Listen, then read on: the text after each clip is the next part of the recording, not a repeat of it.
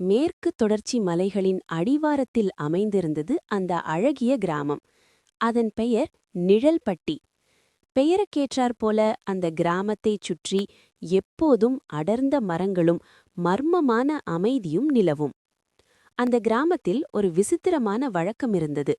மனிதர்கள் வாழும் அதே ஊரின் ஒதுக்குப்புறமான தெற்கு பகுதியில் பாழடைந்த பழைய மண்டபங்களில் பேய்கள் வாழ்ந்து வந்தன.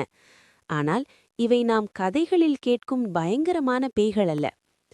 பல நூறு ஆண்டுகளுக்கு முன்பு கிராமத்து தலைவருக்கும் பேய்களின் தலைவனுக்கும் இடையே ஒரு ஒப்பந்தம் போடப்பட்டிருந்தது.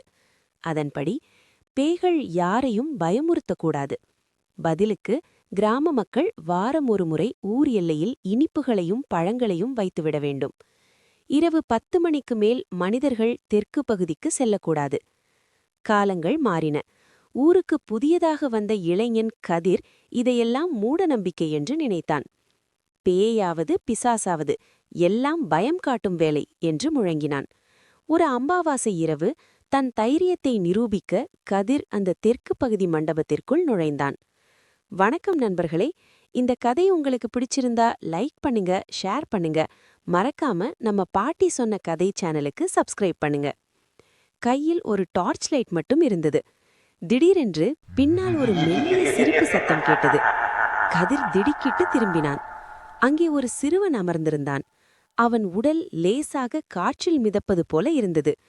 கதிர் அலறப்போக அந்த பேய் சிறுவன் கையை நீட்டி, "அலறாதே அண்ணா, எனக்கு போர் அடிக்கிறது, என்னுடன் விளையாடுகிறாயா?" என்று கேட்டது.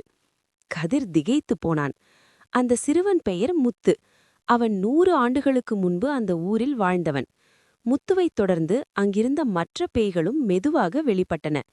அவை பார்ப்பதற்கு விகாரமாக இல்லை, மாறாக மிகவும் சோகமாகவும் தனிமையுடனும் காணப்பட்டன.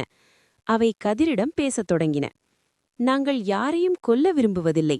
எங்களுக்கு தேவை எங்களை பார்த்து பயப்படாத ஒரு மனித துணை. நாங்கள் உங்களை பாதுகாப்பவர்கள்தான்." அன்று இரவு கதிர் ஒரு உண்மையை புரிந்து கொண்டான். ஊருக்குள் வரும் காட்டு விலங்குகளையும் திருடர்களையும் இந்த பேய்கள்தான் மர்மமான ஒலிகளை எழுப்பி விரட்டியடித்து வந்திருக்கின்றன. கிராம மக்கள் பயத்தினால் இவர்களை ஒதுக்கி வைத்திருந்தாலும் பேய்கள் அந்த ஊரை காவல் காக்கும் காவல் தெய்வங்களாக இருந்தன. கிராமத்திற்கு புதிய விலங்குகள் வந்தாலும் திருடர்கள் வந்தாலும் பேய்கள் அந்த ஒலிகளை எழுப்பி விரட்டியடித்தன. மறுநாள் காலை கதிர் ஊர் மக்களிடம் நடந்ததை சொன்னான். தொடக்கத்தில் யாரும் நம்பவில்லை. ஆனால் கதிர் பேய்களுடன் சேர்ந்து கிராமத்தின் பாதுகாப்பு பணிகளை செய்யத் தொடங்கியதும் மக்களின் பயம் நீங்கியது. இப்போது நிழல்பட்டி மற்ற கிராமங்களைப் போல இல்லை. அங்கே இரவில் திருட்டு பயமில்லை. குழந்தைகள் தனியாக விளையாடினாலும் பயமில்லை. ஏனெனில் கண்ணுக்குத் தெரியாத நண்பர்கள் அவர்களை பாதுகாத்துக் கொண்டிருந்தனர். நீதி: பயம் என்பது நாம் அறியாத ஒன்றை பற்றிய கற்பனைதான். புரிந்து கொள்ள முயன்றால் பேய்களும் கூட பிரியமான நண்பர்களே.